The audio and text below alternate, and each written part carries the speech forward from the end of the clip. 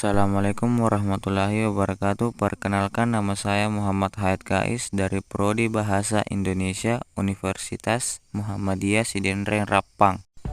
Baik, di sini saya akan menjelaskan materi saya tentang syirik zaman modern.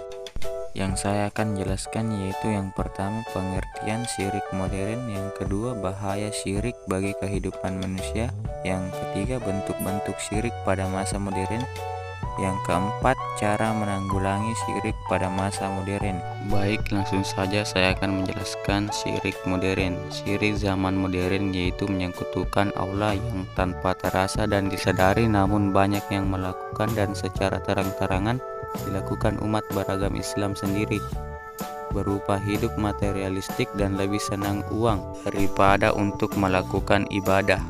Yang selanjutnya yaitu bahaya syirik bagi kehidupan manusia. Yang pertama, seluruh amalannya akan gugur. Apabila engkau berbuat syirik, maka akan gugurlah seluruh amalanmu dan sungguh engkau akan menjadi orang yang merugi. Yang kedua, dosanya tidak akan diampuni.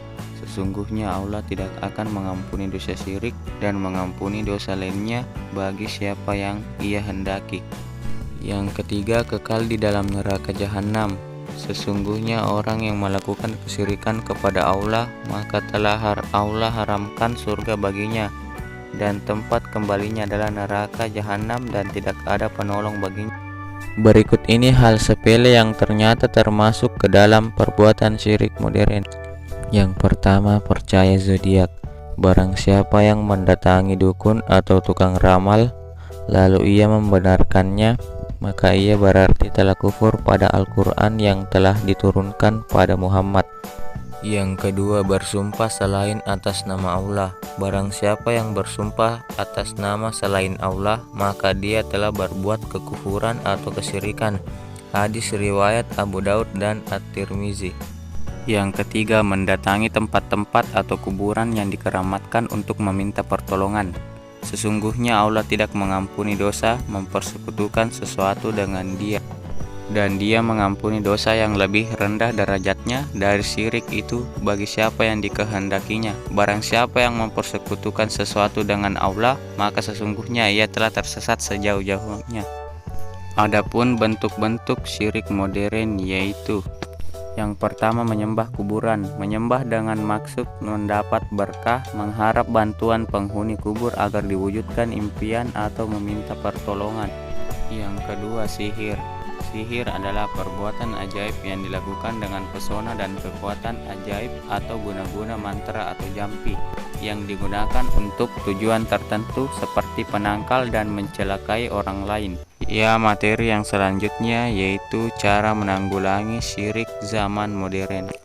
Yaitu yang pertama, memperdalam keimanan kita kepada Allah dan Rasul-Nya serta ajaran agama Allah yaitu Islam. Yang kedua, meyakini bahwa tidak ada kekuatan dan kekuasaan yang lebih besar dibandingkan dengan kekuasaan dan kekuatan Allah Subhanahu wa Ta'ala. Yang ketiga, banyak mengingat Allah Subhanahu wa Ta'ala. Dengan banyak mengingat Allah dengan cara berzikir, berarti kita berusaha menjauhi atau menghindari perbuatan syirik tersebut. Yang keempat, ikhlas dalam melakukan amal kebaikan. Segala perbuatan ibadah yang disertai dengan riya termasuk syirik. Agar terhindar dari perbuatan ini, maka setiap melakukan amal baik hendaklah dilakukan dengan penuh keikhlasan atau hanya mengharap keridhaan Allah semata. Yang kelima, selalu berusaha meningkatkan ketakwaan kepada Allah. Sebuah sikap yang terdiri dari cinta dan takut. Yang lebih jelas lagi adalah adanya kesadaran terhadap segala sesuatu atas dirinya, dan bahkan merasa hatinya yang paling dalam senantiasa diketahui oleh Allah Subhanahu wa Ta'ala. Ya, dari materi yang saya jelaskan, adapun kesimpulannya yaitu orang-orang musyrik yang diperangi oleh Rasulullah Shallallahu Alaihi Wasallam adalah masyarakat yang bersaksi dan memiliki keyakinan bahwa Allah lah satu-satunya Zat yang Maha Mencipta, tidak ada sekutu baginya, bahwa tidak ada yang memberi rezeki kecuali Allah semata, tidak ada yang menghidupkan dan mematikan kecuali Allah Ta'ala saja, Tidak ada yang mengatur segala jenis urusan kecuali Allah Ta'ala saja, serta seluruh langit dan bumi beserta segala isinya. Semuanya adalah hambanya dan berada di bawah pengaturan dan kekuasaannya. Mungkin itulah materi yang sempat saya sampaikan. Billahi fil sabil haq fastabiqul khairat. Wassalamualaikum warahmatullahi wabarakatuh.